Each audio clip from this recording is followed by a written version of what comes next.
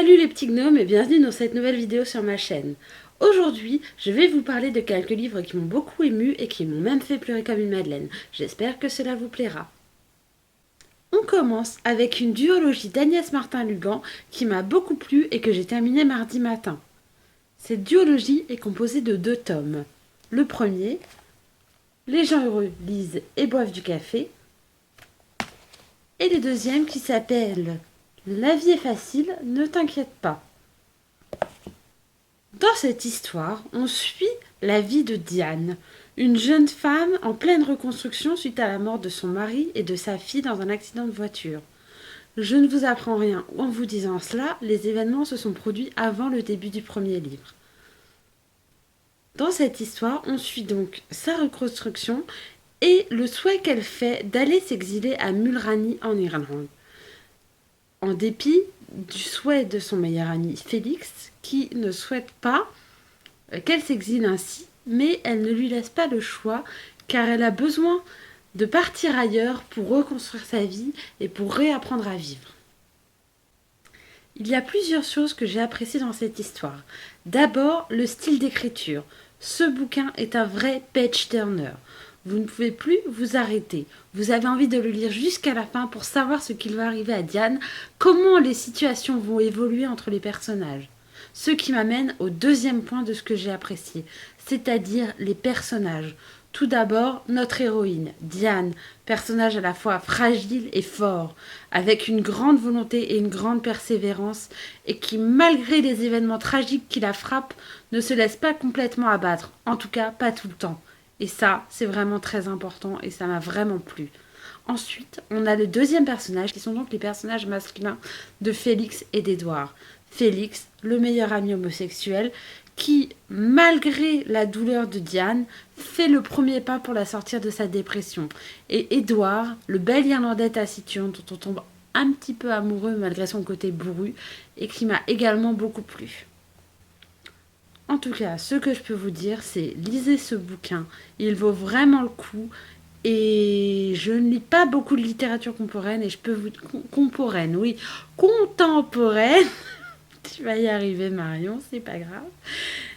Et vraiment, là, j'ai été très surprise et très agréablement surprise. Et je pense que je lirai les autres œuvres d'Agnès Martin-Lugan incessamment sous peu, même si je vais m'en garder un petit peu parce que ça fait vraiment du bien au moral et ça donne du baume au cœur. Allez, on passe à la suite. Et la suite, c'est donc Quand la nuit devient jour de Sophie Jomain. Un autre livre contemporain, comme quoi mon style se diversifie à l'heure actuelle pour mon plus grand plaisir. Dans ce livre, on suit l'histoire de Camille, jeune femme dépressive qui a décidé d'en finir et d'avoir recours pour cela à l'euthanasie en Belgique. C'est une œuvre très émouvante, écrite à la première personne du singulier et qui fait qu'on se retrouve vraiment dans l'intimité du personnage, qui nous raconte son histoire, qui nous raconte comment elle en est venue à prendre cette décision définitive de ne plus vouloir vivre. Nous suivons donc ce personnage tout au long de ses derniers mois avant son euthanasie et de sa rencontre avec le docteur Peters qui va l'assister dans cette tâche. Ce que j'ai aimé dans ce bouquin, c'est que c'est un livre brutal, percutant, qui vous en met plein la figure, mais qui en même temps vous permet de faire preuve d'optimisme et de vous dire que votre propre vie n'est pas si pourrie que ça. En tout cas, c'est le sentiment que ça m'a fait ressentir à moi. Il est tout à fait personnel et je pourrais comprendre qu'on ne le partage pas. Ce qui est aussi très frappant, c'est la fin qui est très ouverte et qui laisse à chacun le choix de décider ce qui s'est passé sans trop vous en dire. En tout cas, pour ma part, j'ai fini ce livre dans un restaurant avant ma représentation de théâtre et je pleurais comme une madeleine. Le dernier livre dont je vais vous parler est un livre d'un de mes auteurs chouchous que j'ai déjà évoqué dans ma première vidéo.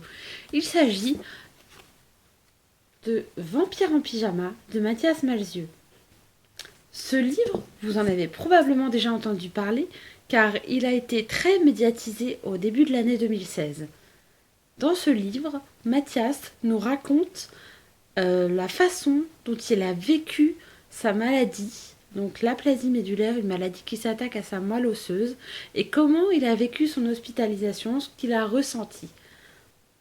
Ce que j'apprécie dans ce bouquin, c'est le style très personnel de Mathias Malzieu, son côté très poétique, sa manière de dédramatiser la maladie et d'en faire quelque chose de difficile, de dur, qui amène à beaucoup de bouleversements dans sa manière de voir le monde et dans sa manière de voir les choses, mais qui à la fois est vu avec beaucoup d'ironie, beaucoup de décalage, et ce qui fait que ça apporte un point de vue tout neuf, tout frais sur la maladie, sur la façon sur sa façon de lutter contre sur sa façon de lutter contre la maladie, de faire en sorte que ça se passe le mieux possible, et aussi de nous dire que le plus important dans la maladie, c'est d'être bien entouré, d'avoir de l'amour, surtout.